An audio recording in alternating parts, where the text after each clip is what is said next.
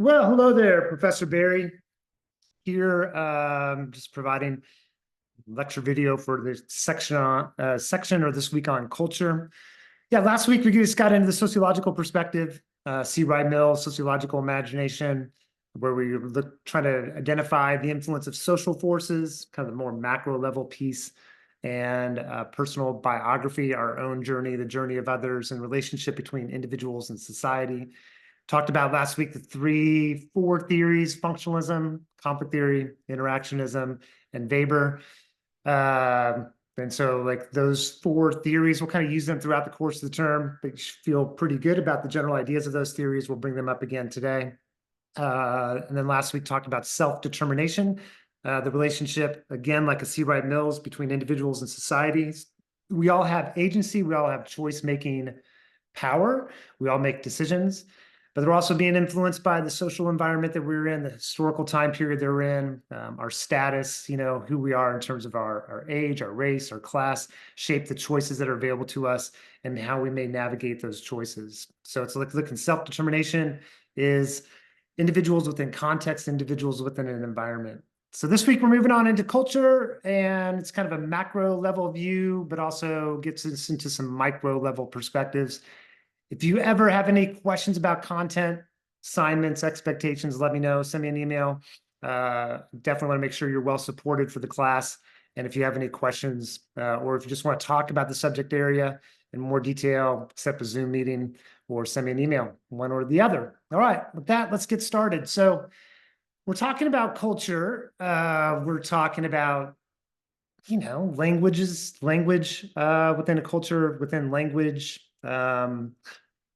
Language contains values and beliefs and ideas. Language shapes the way that we think about the world, and that'll come more clear later on in this lecture when we talk about the Sapir-Whorf hypothesis. We're talking about culture. We're talking about language systems. We're talking about beliefs and values within a culture. It's not uniform. Not everybody has the same beliefs or the same values within a culture, but there's some definitely cultural expectations, or there's common core values and beliefs within a society itself.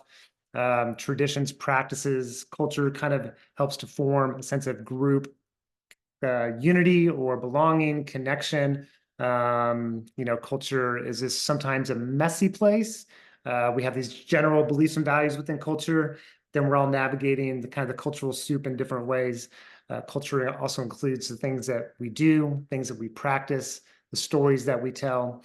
So you think about the United States and look at U.S. culture, around the United States, different regions, East Coast, West Coast, the South. We have some common cultural elements, but there are also going to be variation regionally, even thinking about urban, suburban, rural environments, some changes with values and beliefs and practices in those spaces. So it's kind of tricky, but the general idea is when we're looking at culture, we're looking at these kind of things like beliefs, values, practices, and things like that. Culture is learned, kind of obvious maybe, but it's important to establish that. There's a lot of socialization that goes on in terms of learning culture. Sometimes we assimilate a lot of ideas within culture, not even knowing it. So it's kind of like that water we swim in from last week. Sometimes it's important to take a beginner's mind because we've developed a lot of ways of thinking, values, and beliefs. We may not even be conscious that we've picked up on those values and beliefs. We've learned them. So sometimes we've learned them, they're unconscious. Part of the goal is to make them conscious, to be more aware of the influence of values and beliefs on our own self and how we view the world, and also how it structures or influences society itself. Culture is dynamic. It's always open for change, sometimes more dynamically than others. Sometimes culture is very resistant to change. So we've got to be able to reconcile or sort of address the process of social change.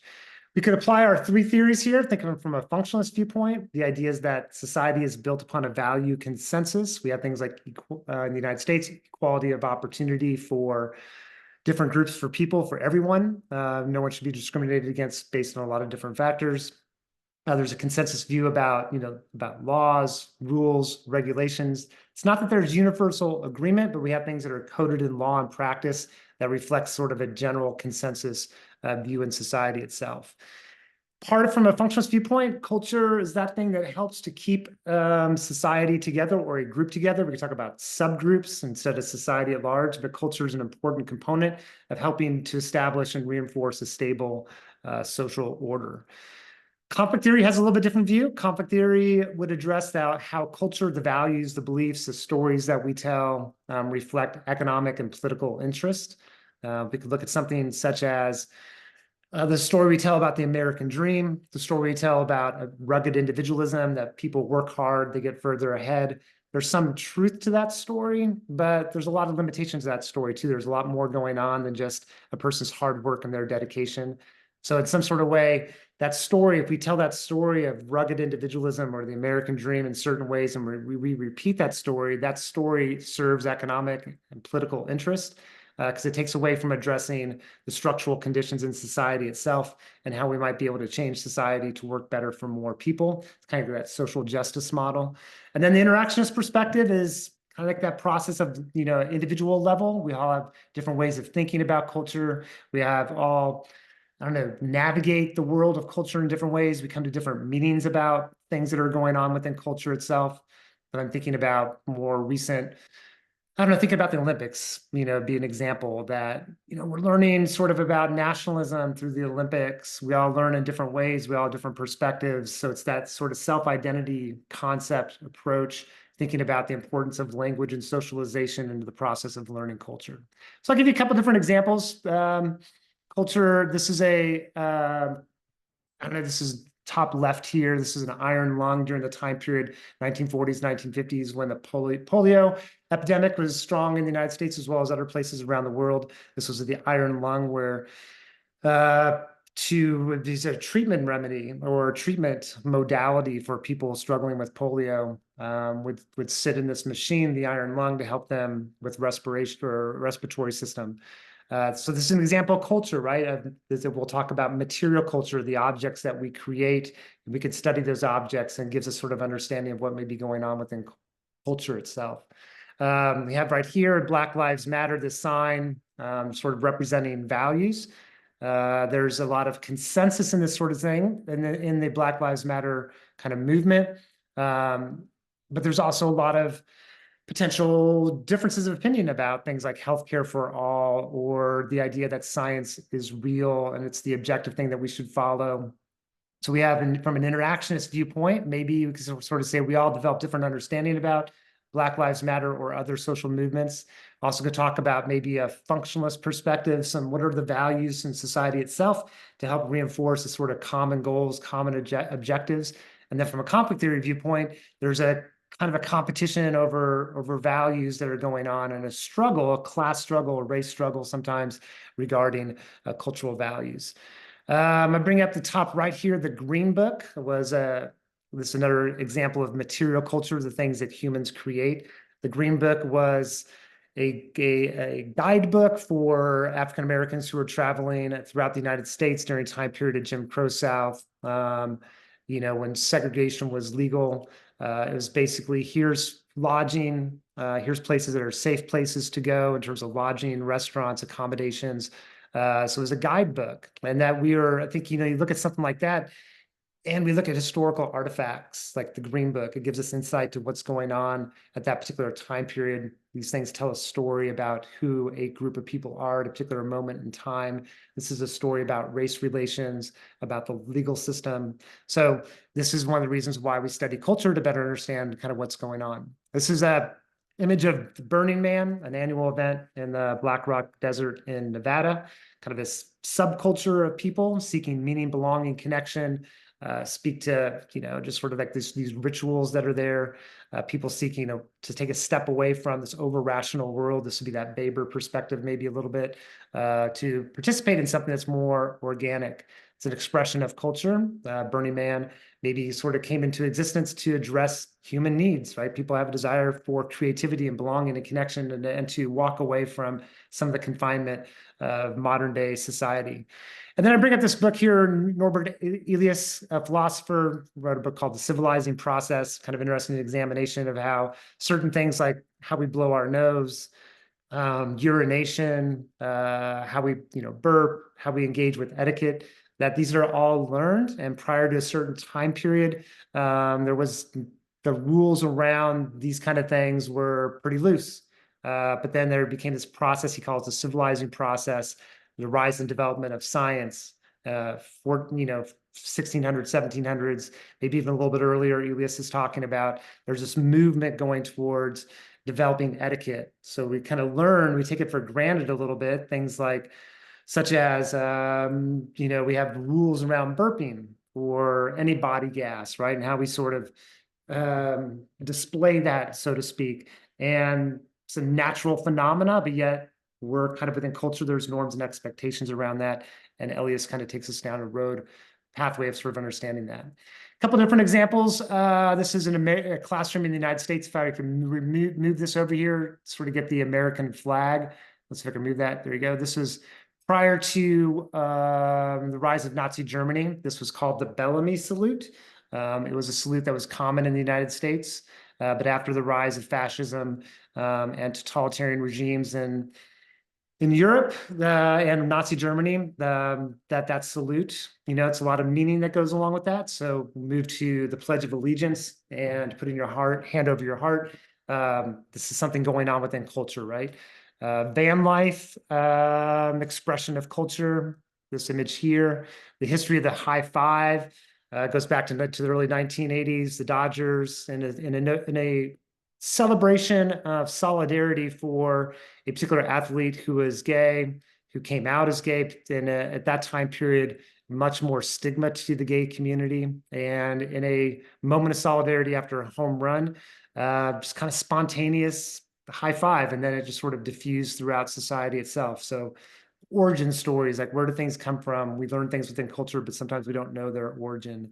How we think about the body, how we think about the male body, the female body, changing around time period and place, other different dimensions. This is a picture here of 1968, the Olympic Games in Mexico City. Track and field athletes, two of them took gold and silver in a track and field event, held their hands up in solidarity for Black Power. This is 1960s, a time period of civil rights movement. A lot of discussion about racial inequality in the United States. They ended up having their medals stripped from them from making a political statement on the podium. So a lot of stuff about culture there, right? So one thing we think about culture, these terms here I think are important to define. Ethnocentrism and cultural relativism. Ethnocentrism is ethno, culture, and centric. So we tend to view the world through our own cultural lens. And this may be a human tendency, but it also varies based on, based on a country, based on individuals, the degree to which they engage in ethnocentric kind of ideas. So it's viewing the world through your own cultural lens. We think about the way we eat food. We don't eat food with our hands. We can look around other cultures around the world at how people engage and how they eat food or what food they eat.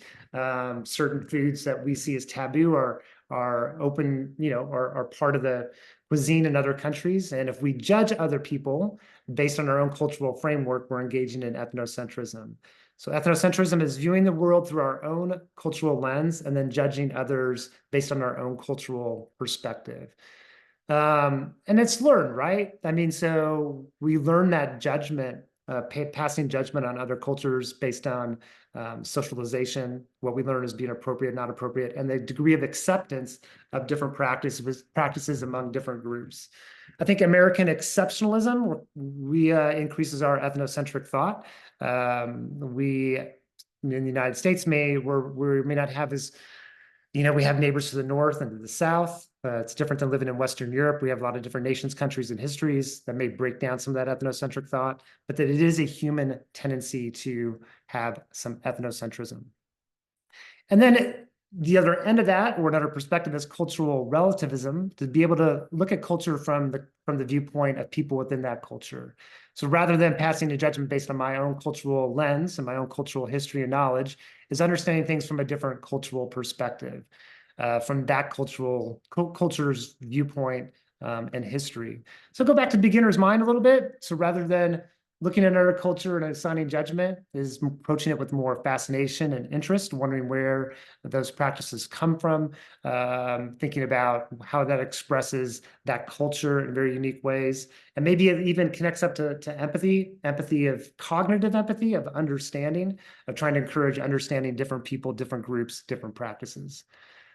Another element of culture to kind of get into, which I think is a fascinating one for me, is when you would just look at material culture, there's a connection between what humans produce, could be individually all the way to major institutions. What we produce is a reflection of cultural values and ideas. And those cultural values and ideas and practices reinforce our material culture, and material culture reinforces those values and beliefs and ideas.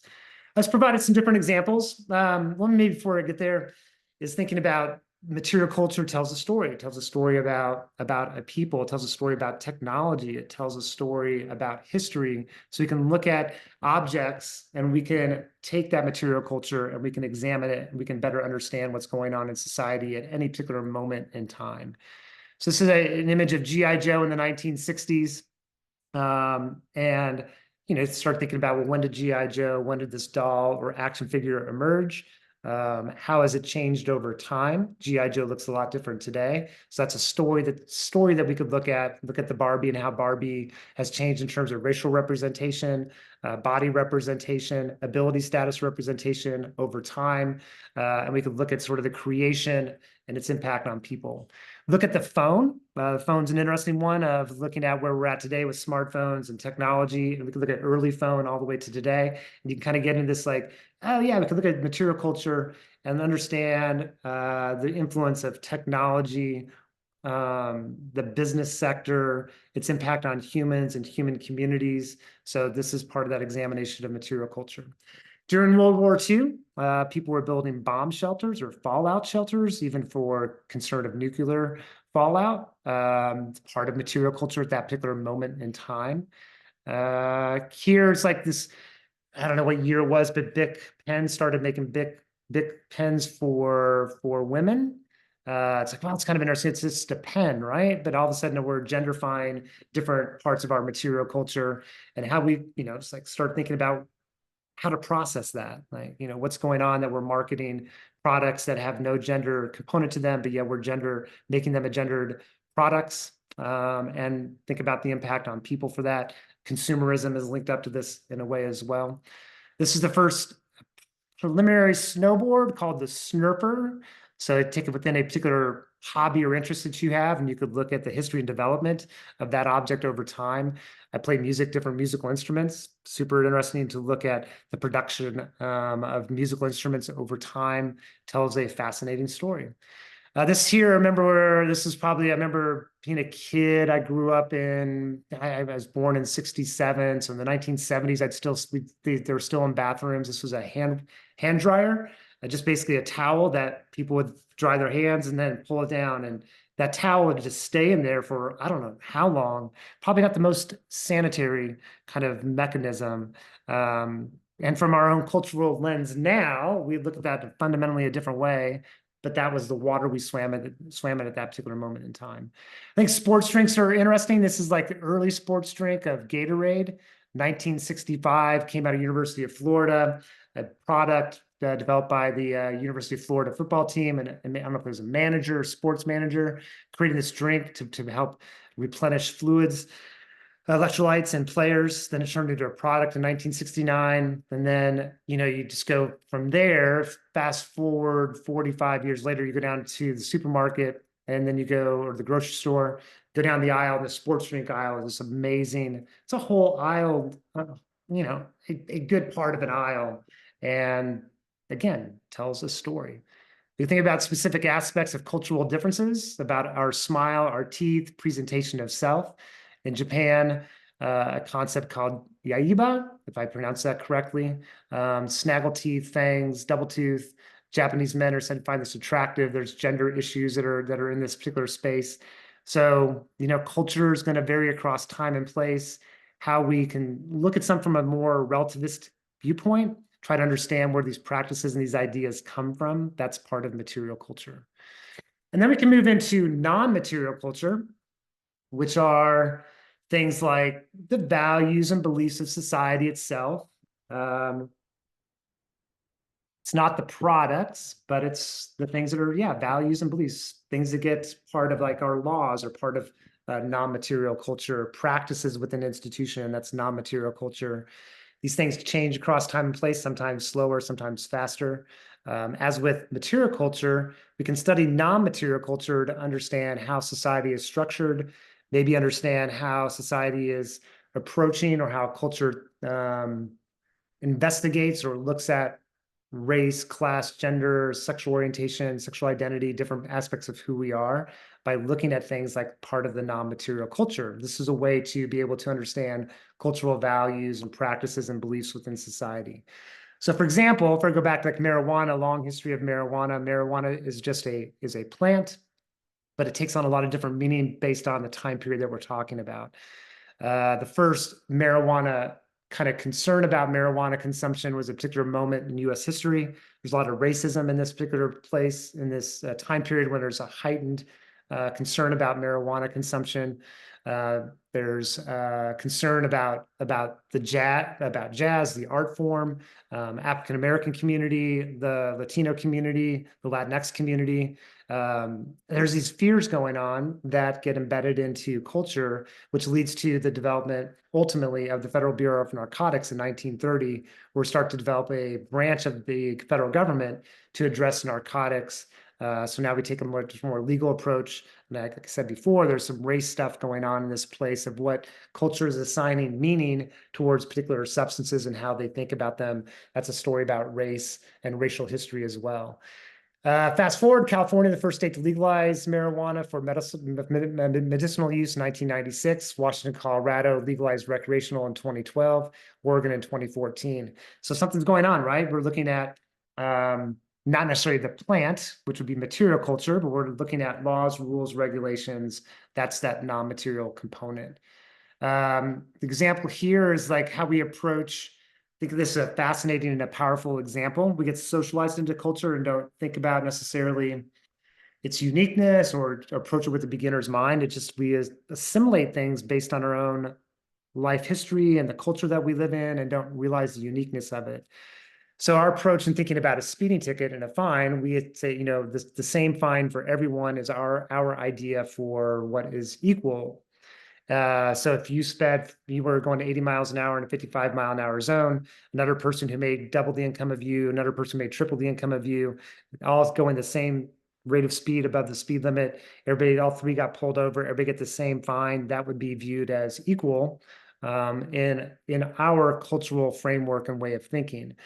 In other countries, Finland's not the only one, but Germany, England, Switzerland, some countries in South America have moved to a graduated scale system. So your speeding ticket is based on your income bracket. So it's proportional. They call them day use fines in the Nordic countries. And so it's like a day of your earnings. Like that's part, and they assign certain day fines based on the offense and the degree of harm to community. So a different approach, right? So if you go back to that water that we swim in, and we could even get ethnocentric a little bit, and sometimes judging other countries for what they do based on our own cultural framework versus trying to understand those different cultural viewpoints. Different example, this came out of, this just to illustrate culture, illustrate maybe the non-material culture side. This is from a housekeeping monthly magazine in 1955, pretty much white middle class readership, all these different ideas about gender and gender expectations for the housewife at that particular, the language, that would have been the language at the time. But all these different kind of things, it sort of communicates the expectations, gender expectations that were there within the white middle class community at that particular moment in time. We can look back on artifacts like magazines, sort of what's being written. We could look at, that's the material culture, but also the non-material culture. What are the stories being told? What are the ideas being shared? That's part of that non-material culture.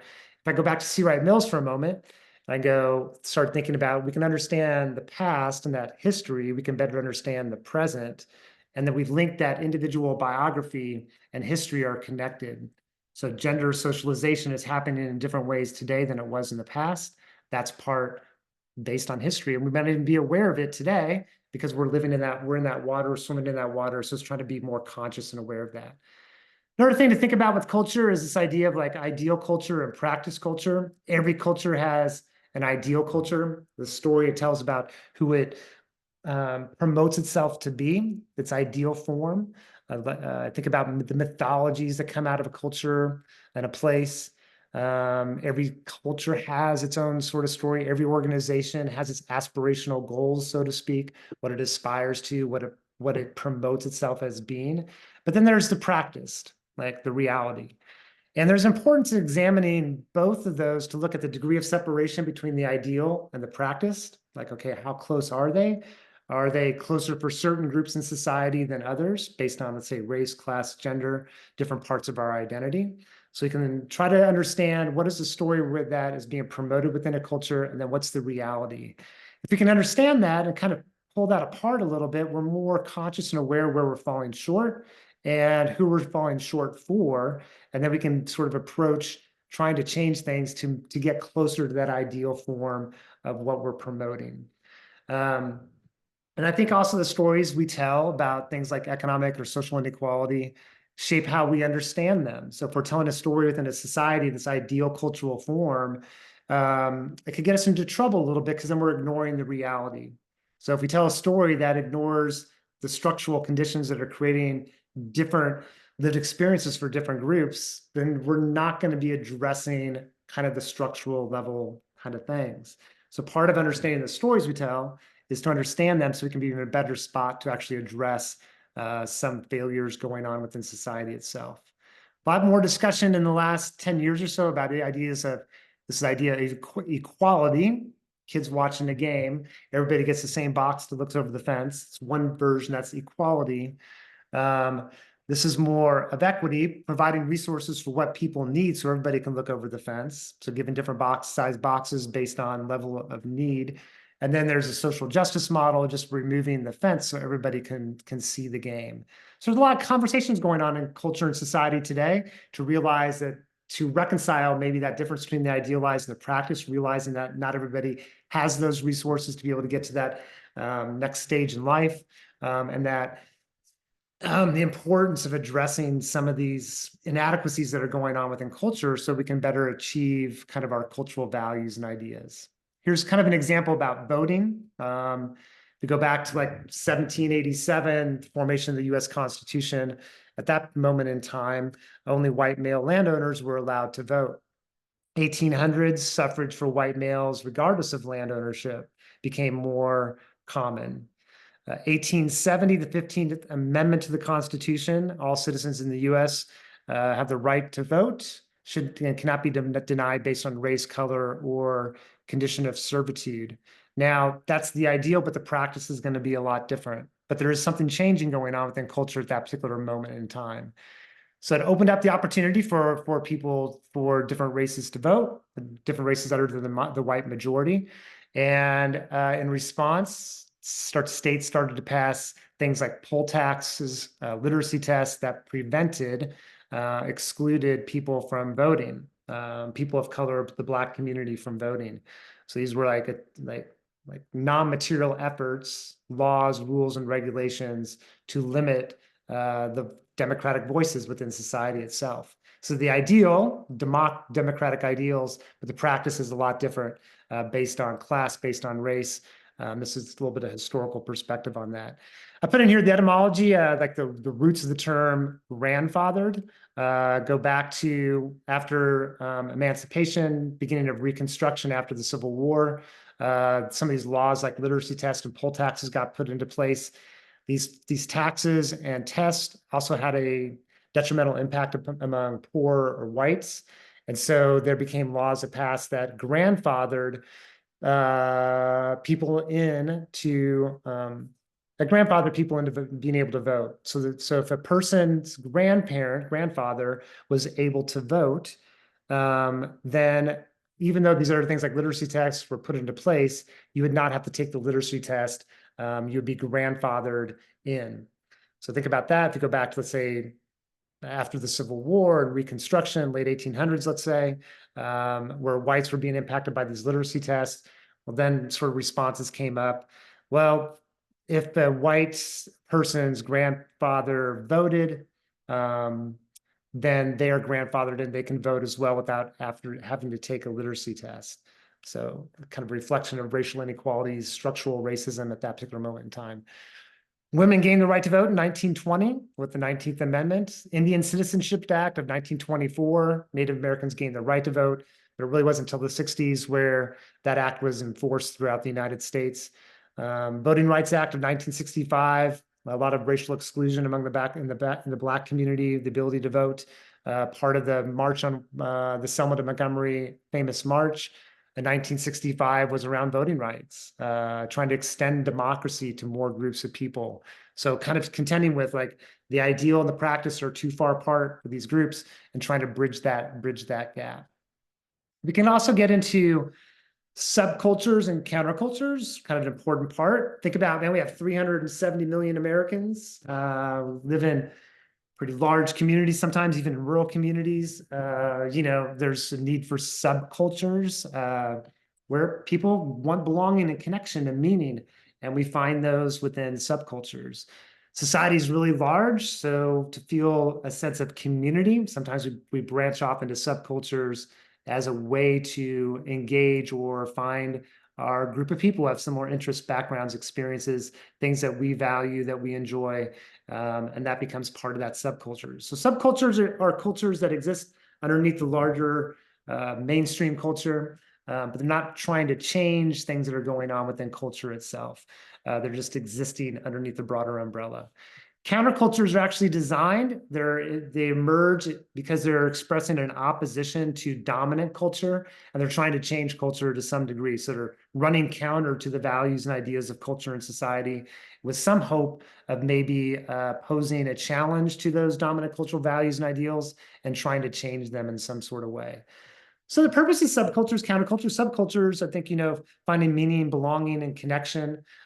Gangs are a subculture. Gangs emerge to address a human need for belonging and connection, safety, security, status, different kind of things. If people's needs aren't being taken care of in larger society, sometimes people form subcultures, or the subcultures emerge to take care of human needs. Oftentimes, like music subcultures emerge among the youth, who are sometimes maybe providing a criticism of dominant culture in society, a little bit more countercultural, or sometimes maybe it's just more subcultural, where people are finding that sense of a community, people, like similar ideas, interest. As with a host of concepts, it's not easy to place something in one category versus the other. It could be maybe a cross-fertilization of both. Something like the Proud Boys or white supremacist groups are more, there's a countercultural, or there's a subculture element for sure. These are subcultures.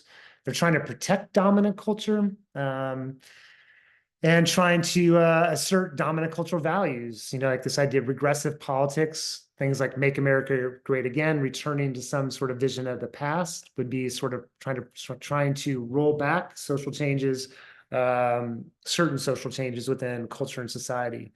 Could be a little bit of a counterculture too, like rubbing up against some of that change that's going on and trying to advocate for a particular voice.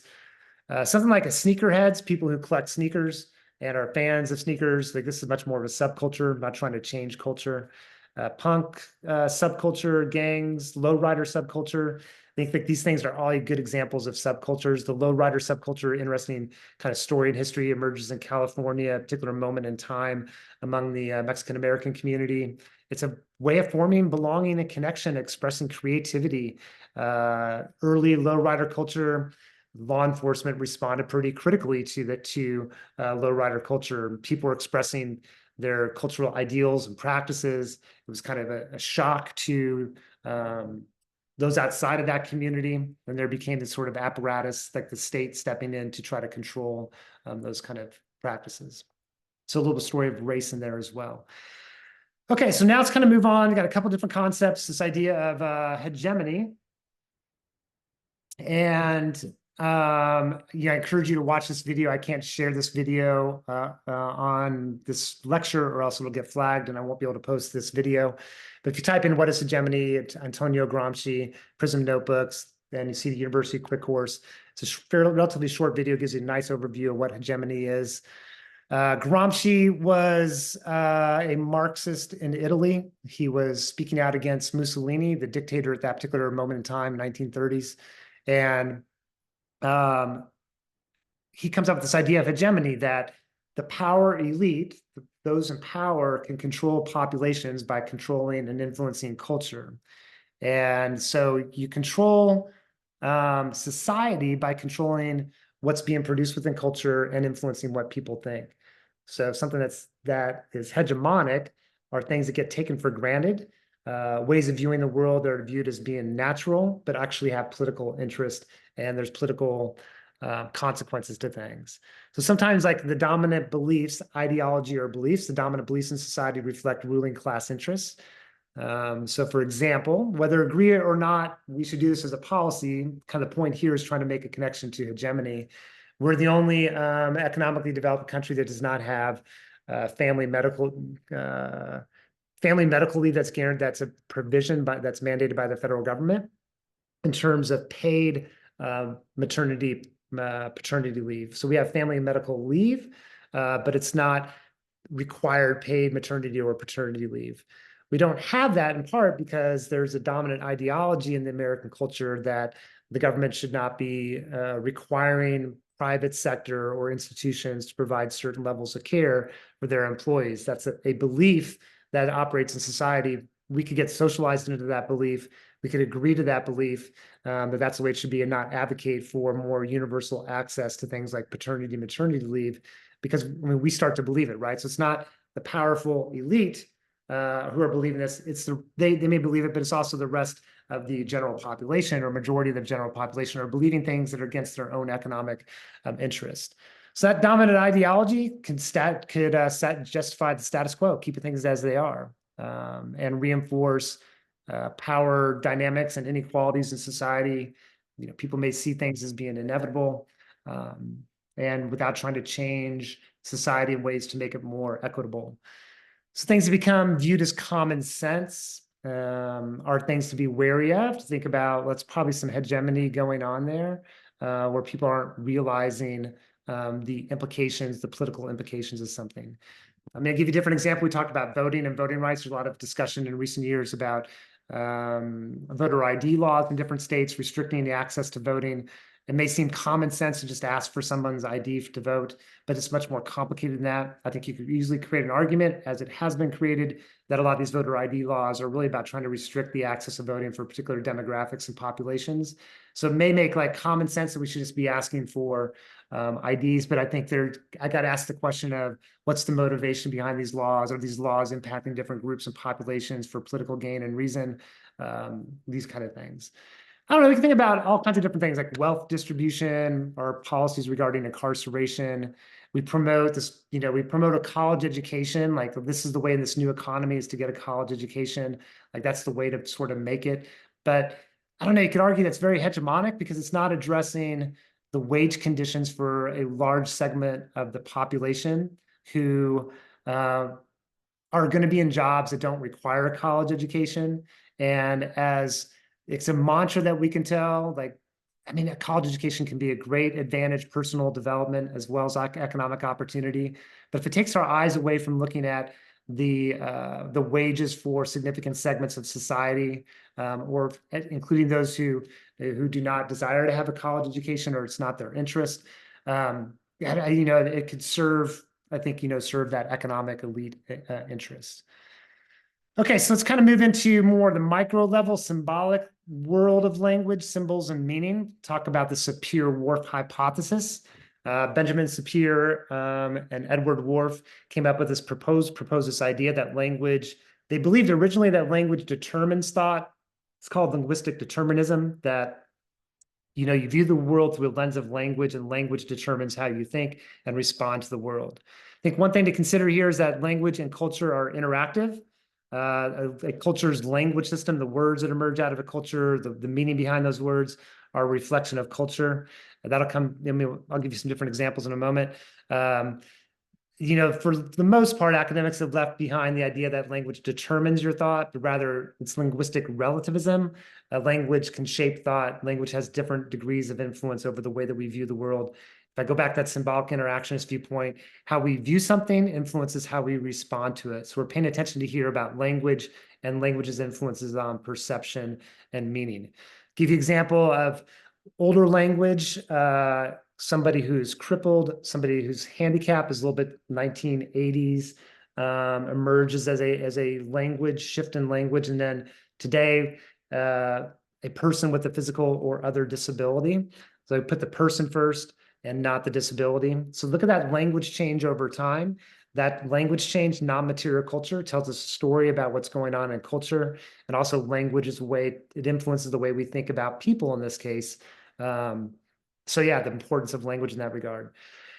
Second example here, convict versus prisoner versus an adult in custody or adults in custody. Different words to describe the same individual, but each of those different words has different values behind it and can shape the way that people view kind of reality. Some different examples of Sapir-Whorf hypothesis. An example, Whorf early work and research on the Hopi community and orientations around time didn't have the same conception of time than dominant Western ways of thinking about time, so approached time in a different way. This was his argument. Eskimos and snow, the number of words to describe snow. So his argument was that people actually saw snow differently because they had these words were much more elaborate expansive in terms of vocabulary. More contemporary work and looking at the influence of language is Boroditsky. The fascinating one investigation of a community, an Aboriginal community in Australia. They don't use left and right, but everything's cardinal directions, north, south, east, and west. And that's how they communicate direction. And her research indicates that actually members of that community, they are much more directionally oriented. Like they see the world through a different lens and actually can understand direction in a way that may be different than a different culture.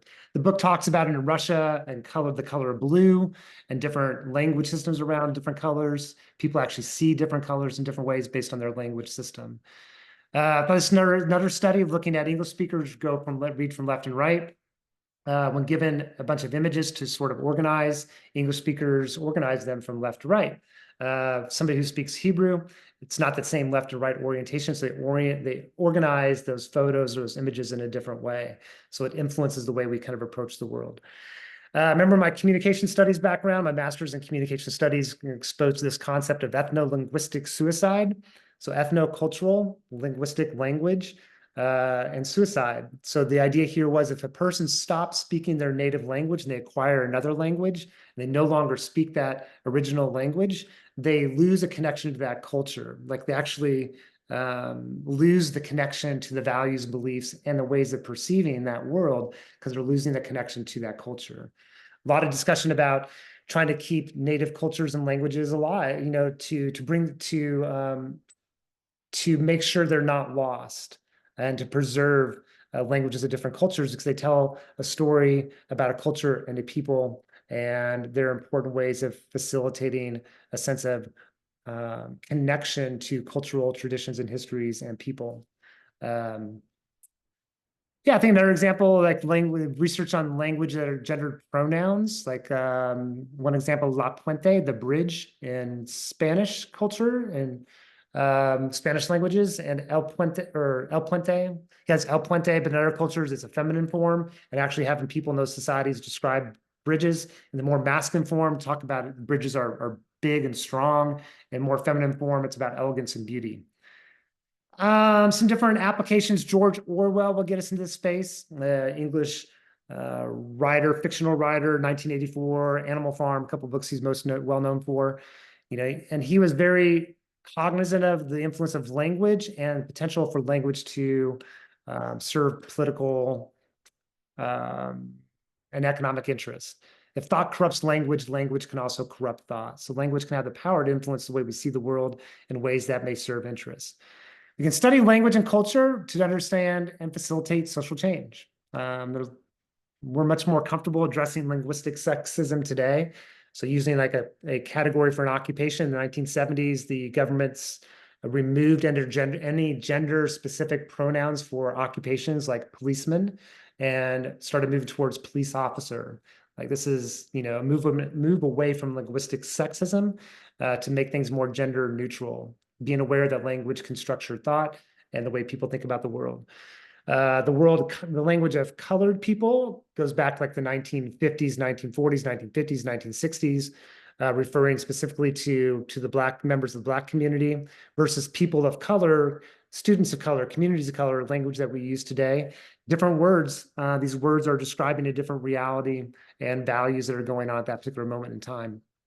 Latin X, we all have an X chromosome, so make it gender neutral. This was before Latinx. There was this Latin with an ampersand. It could be male and female form. Chicano, Chicanx. Language is changing as cultural values and ideals are changing, and who's coming up with the language becomes an important story too. Things like cisgender, gender fluidity, transgender. Study language to understand what's going on within culture. This is that non-material culture component. Another interesting example in the New York Times, their publications made a decision to capitalize when referring to members of a racial group, B for Black, capitalize Black because of a distinct racial identity, because of marginalization within communities and society, but not for white. White is not, is a much more privileged position to be, not for all whites, but for race. Much more, it's a racial privileged place to be. And they're speaking about, making a conscious effort to capitalize or not capitalize based on that history of marginalization. And then a personal example, I remember walking around a community one time and I saw this house, it's like a big, massive house. And I was like, man, that person must have a great job. And then I stopped myself later on in the day, or maybe even that moment, and go, well, I'm not sure if they have a great job. They have a high paying job. So the language that I use, and it's so like the water I swam in, associating large house with great job versus thinking it's a high paying job. All right, that's 46 minutes. We just got a last couple things here. Let's talk about these fairly quick. Cultural diffusion. We think about culture, we think about how culture moves across place. Diffusion is just the movement of culture across place. So culture gets diffused. People migrate, people move around the United States or different countries. They bring culture with them, and that's culture gets diffused. Japan has, okay, we won't give you that example yet, but that's diffusion. Leveling, it speaks to things become more the same across different locations. And imperialism is the domination of another culture and their cultural practices that and things that are going on within culture. So it's dominating a culture. It's going into another culture in a cultural space for economic gain without thinking about the consequences to that community and culture. So languages, for example, languages and the movement of language. As people move, they bring language with them, and language gets diffused. Foods. The tomato is indigenous to Central South America, but that based on trade and earlier trade, the tomato gets spread throughout the world and the globe, gets incorporated in different foods. That's more of a diffusion issue. Other examples, music subcultures, there's a lot of diffusion going on. Go down here real quick, the Great Migration of African Americans out of the South after World War I through World War II, bringing to the North more freedom, more opportunity than in the South, leaving some of that history behind the South, going to where job opportunities were in the war industries, bringing with them music and culture. So the blues became like the Chicago blues, St. Louis blues, Kansas City blues, and jazz. Like that's culture diffusing just based on people traveling. Tejano music and the accordion, story of diffusion as well, German influence in Central America. Then as Germans immigrated to that area of the world, brought with them the accordion, blended it in with Mexican music or music from Mexico, and birth of Tejano music traditions. McDonald's, Starbucks, Disney, the NFL, much more cultural imperialism. Disney going to different places around the world to capture a market. It's dominating the market. The NFL is working at trying to extend the market to Western European countries, to Mexico. They're trying to extend their brand to different places. They're trying to imperialize economic or cultures for economic gain and development. Leveling would be things like, Starbucks could be a little bit of imperialism, and McDonald's as well as leveling. You travel anywhere throughout a lot of places around the world, you find similar things, right? So Starbucks, McDonald's, pretty ubiquitous, they're pretty much everywhere. And that's a story of leveling. Even in the United States, right? You travel different cities, you go there, it's like, okay, Best Buy, Home Depot, Lowe's, like all these sort of strip mall areas. That's like a little bit cultural leveling. Even our homes built by larger corporations and building and development and architecture, things become more and more the same regardless of where you go. That's the issue of cultural leveling. And then the last thing, cancel culture. We think about the language of cancel culture. But that language, the question of language is going to influence thought. We have our interactionist perspective. We all have different ideas, like based on our own socialization. So your interpretation of cancel culture may be different than my own. So thinking about how language can influence thought, even the language cancel culture takes us to a particular spot. I think, that one thing to consider here is that things like restricting, criticizing, removing a voice from the public, it's a shift in cultural values and beliefs of what's acceptable and what's no longer acceptable, right? There's different voices at the table trying to shape that conversation. A little bit of culture conflict going on regarding things like cancel culture. So I don't know, there's a line to be drawn somewhere between cancel culture and acceptance culture. Acceptance meaning that when people say things that are derogatory towards other groups, people, I think we have cultural value to that of respect of others. When people are being denigrated, when people are being spoken about in ways that are devaluing, raising a voice and speaking against that, is that really kind of cancel, or is that no longer accepting? There's also some political stuff going on with cancel culture too, and even the words themselves. There could be a lot more acceptance culture than examples of cancel culture, but the cancel culture stuff, there could be like a political vacuum in space that amplifies that. There could be also some concerns, this last bullet point here, that, that we all have opportunities maybe like to grow and develop. Sometimes we say something that some people may regret, or they don't realize the implications. Somebody brings it to their attention and they go, "Thank you very much." Make some adjustment and change, and giving people the allowance for that. I think you can make an application to hegemony too, that this climate that we're in of trying to address these inequities, and people are calling out more things that were previously accepted. A response back, well, that's cancel culture, is a way of keeping those conversations short and off the table. It's a way to minimize and distract from larger issues of inequalities in society itself. Hopefully that was okay. I'm trying to get through the content here. I think we did a good job. I think we sort of made it. This is kind of irrelevant to the topic at hand, but super funny. If you're interested in a funny little video, that's about it. All right. So yeah, enjoy the rest of your week. If you have any questions, drop me an email, and have yourself a great day.